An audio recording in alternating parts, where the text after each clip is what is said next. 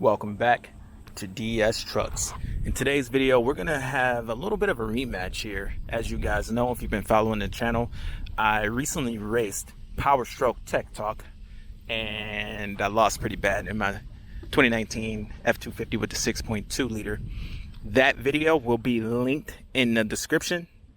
I tried to win, but at the end of the day, the 6.2 was no match for the Ford Power Stroke. The new 6.7's got 1,050 foot-pounds of torque, so there's no surprise that 6.2 lost to the Power Stroke. Now, today, I returned with another truck, and I don't know what the outcome's going to be, guys.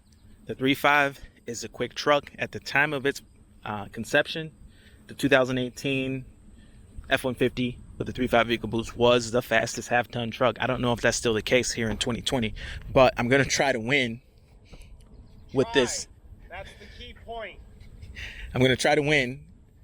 You know what, guys? At the end of the day, let's just change the language a little bit. I'm going to win. What do they say? The power of positive thinking. I'm going to win somehow, some way. I don't know. He's got 1,050 foot-pounds of torque. Yes, his truck is heavier, but he's going to smoke the tires. He's got 1,050 foot-pounds of torque. Yeah, he's heavier, but man, that's twice as much torque. I got 470 foot-pounds, so he's got more than twice as much torque. And I got 375 horsepower. So he's killing me in horsepower and the torque departments. But at the end of the day, I'm lighter. This is a quick truck. So we'll see what we can do. Hopefully we can bring home the win, but at the end of the day, we all win because Ford is number one. So guys, here we run nothing but the best. We're gonna go ahead and line these two trucks up. This is a closed course, so please take note. This is a closed course, and we professionally driving skills at hand. Yep. But anyway, we're gonna go ahead and line these trucks up, and we'll get this show on the road.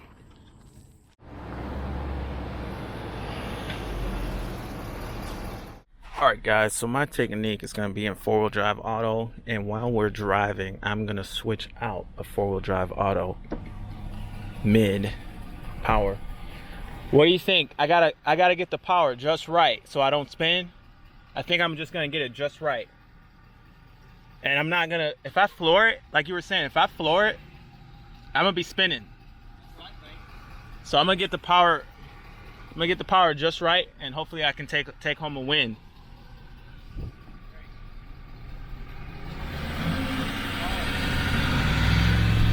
Oh shit, hold up, hold up.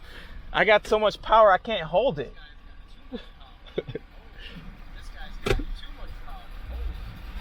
Okay, on you. 3, 2,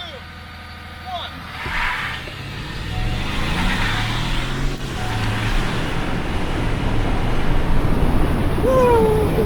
Bye-bye.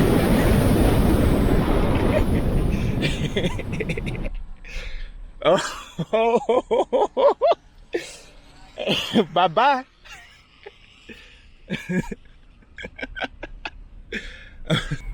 What do you think? Wow. How do you feel? Wow. Wow. Well, I can tell you how it feels. It feels like there's nothing you can do. There's nothing I could do. That was, now I don't know if, let's say if this was deleted, would that have played a difference?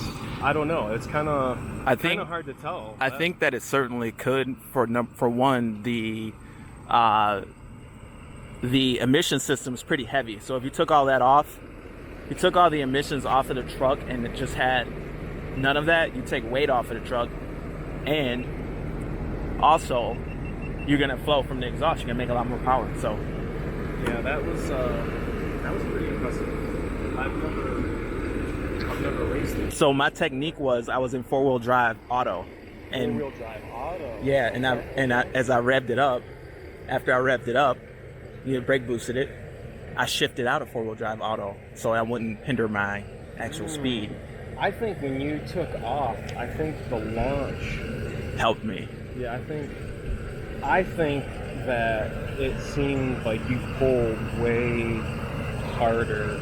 Like as soon as we took off, it just seemed that like the power poured on. Like I had power, but I mean I have a little more of a heavier vehicle.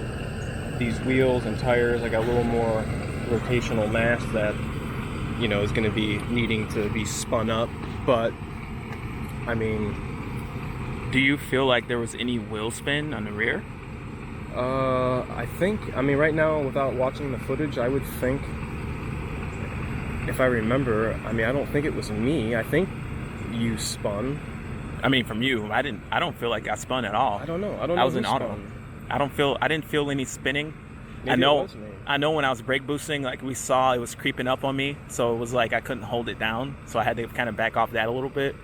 But what did you guys think?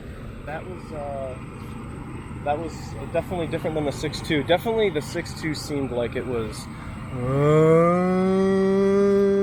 like real like slothy, like. Yeah. Well, it sounded the second time though, it sounded mean. No, that's because your fan was kicked on. Was it? It sounded mean as hell though. It sounded like a school bus. I don't know, the EcoBoost. It's a fact. Doors off. You know, this is what we should do. We should have you drive it, and we should get your impressions, because you've been driving the Power Stroke, so you've been driving the best of the best. True that.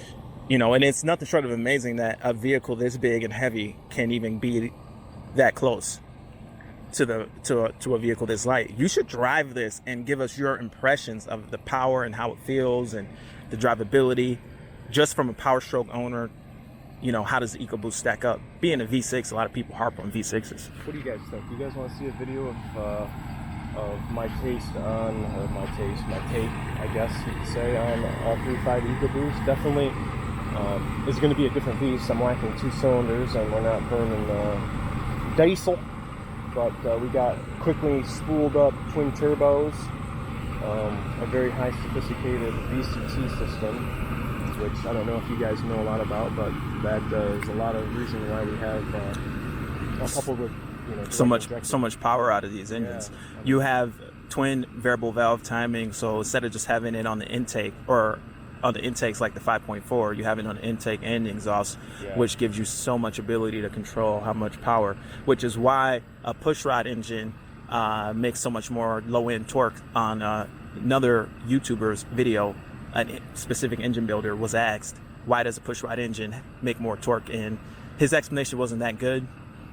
The reason is because it's like putting your thumb on the tip of a water hose. You have a lot more velocity through the cylinders, because while it is more restriction, the air kind of forces its way through the cylinder. So you get low end torque, but with a pushrod engine you get low end torque, but you sacrifice a little bit of the top end. With the variable valve timing combined with the turbocharger, now you've got the ability to have your low end torque, your velocity through the cylinders, and your top end, and some of your top end power, because you can constantly adjust the cam timing so that you have that low end torque and cylinder velocity, and then it can optimize for low end torque and high end torque versus a fixed system which can only do one or the other. So pretty impressed. I liked it. It was a fun race. You win some, you lose. But I want to say thank you, Power Stroke Tech Talk, for doing the second race. I know a lot of guys would not have wanted to do it just because of the idea that you could lose. And, you know, I appreciate you coming and letting me run it back and do another run. And much obliged. Much obliged. Now you know the feeling. Well, I think it's only right that the winning truck tries to do a little bit of a burnout. I mean... You mean me? Shit. I mean, I did one last week, but... Let's see what we can do. Let's see what we can do. And most certainly won't be. Can you shoot it? Hey, shoot it on both. Yeah. So we both have it.